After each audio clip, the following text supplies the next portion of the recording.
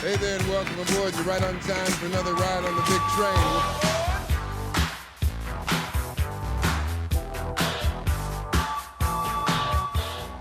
Soul Train is history, it's dance history, it's black history. It was a chance for us to pull around TV and watch the best dancers. It was an incredible experience, dancing on Soul Train, being black in America on television every week. As dancers, we changed the culture of black America at that particular time. You get on the stage and you're in another world. We taught America to dance. We taught the world to dance. Back in the Soul Train days, no one gave up the floor. You had to take it.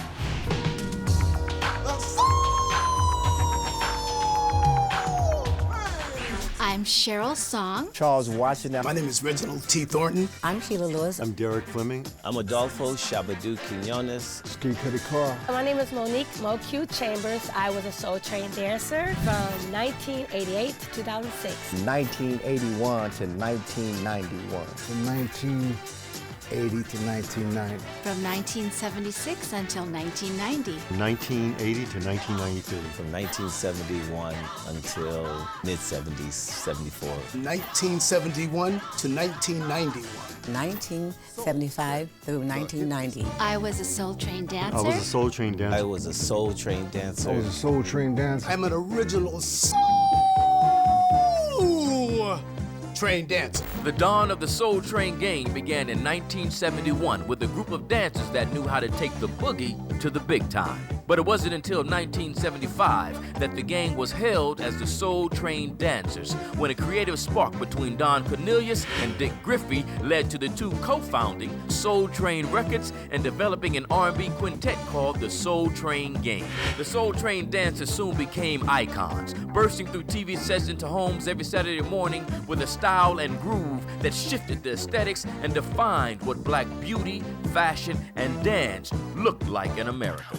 The dancers from the 70s, they laid down the tracks. They introduced America to dance. You just saw black people, raw talent, afros. They were unbridled. They were just out there giving it their all. The 70s, they were the bomb. It was afros and platforms and big bell bottom. That was fun. The 70 dancers were so creative. Demita Jo Freeman, she was one of the first Soul Train dancers, kind of stood out beyond the kids on the ground. Demita Jo just had this raw blackness about her that she didn't care about having an afro or really trying to be pretty. She was just out there giving it the funk. In the early 70s, the artists would make music because they know if I can get the Soul Train dancers to dance off this, I got a hit song. Soul Train went through a transition from that funk music, soul music to the disco. When 80 came and rap came out, it took us to another level. It took everybody's dance style and moves to another level. People knew the dancers by their look or their dance or their name. Patti LaBelle was on the show. I said, Patti, my name is Sheila. Oh, honey, I know who you are. I watch you every Saturday just to see what you're wearing. I think that's when we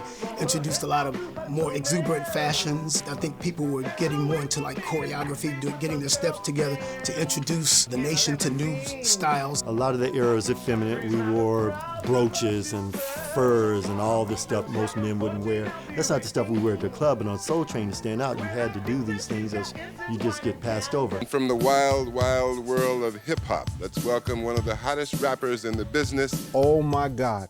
We saw the birth of hip-hop. Rakim, Run DMC, the Beastie Boys would dive in where we were. As Cool J was up there singing, I can't live without my radio, we had the radio and we was boogieing.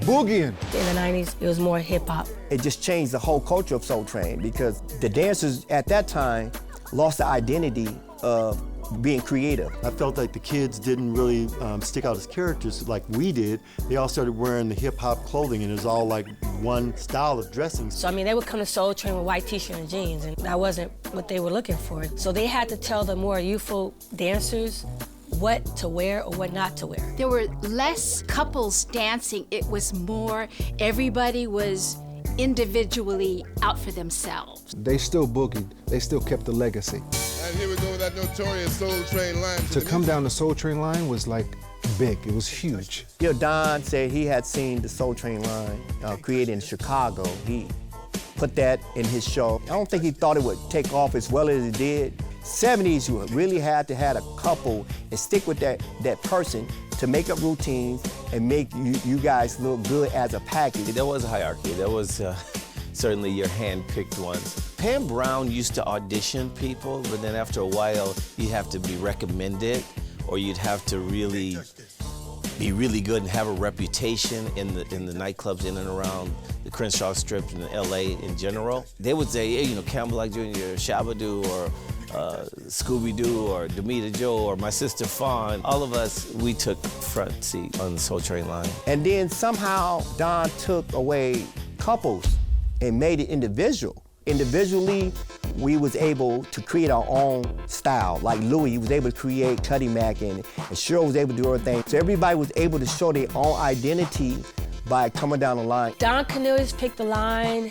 He actually made the choices. Don would choose and pick the dancers that he wanted to, or the floor director. If you're on the stage, then you're probably gonna get to go down the line, but there's no guarantee. He can still pull you out at any time. You never knew what songs were gonna come on. Song came on, wherever you were on the line, what you saw is what we did. Sometimes for me, I would cheat. I would go down 2 or 4 times or go past a girl's line with just in the back going by. There wasn't a pay scale for Soul Train. No one got paid. There wasn't a budget for us as dancers. Actually getting a check, no. Oh, that's a whole different story. We got Kentucky Fried Chicken, off-brand sausage soda. Springfield soda. 2-piece box of chicken and a Springfield soda. They switched it sometime with sandwiches, but that was our gift. You know, at first that was fun, but then when our eyes started opening, we were like, hey, you know, we should get paid. Don Cornelius had a great opportunity to really push the lockers ahead. And when we asked to get paid, he kicked us off the show. Don was a very intimidating man. He controlled everything. So we knew this is it. You do it because you want to do it. If you don't want to do it, there's the door. But Timmy, I think I got paid in the fact that everywhere I went, people would say, that's that guy from Soul Train. I got a chance to go to Japan. I got a chance to go to Jamaica to represent Soul Train. It was how you use the vehicle. I was in videos, like a connection. I wasn't looking for money. I was looking for the exposure to get money. You know, people see us, they're gonna call. And so I was able to, you know, travel around the world to dance and got paid that way. As the years went on, you know, I was one of the people chosen to be on the Soul Train cruise. So I was on that cruise for 7 years. So I feel all that hard work that I did in the past, it evened out. Don Cornelius helped us to become the professional dancers. And in a lot of ways, I would say Don Cornelius helped to make Shabba-Doo. I wouldn't have the career.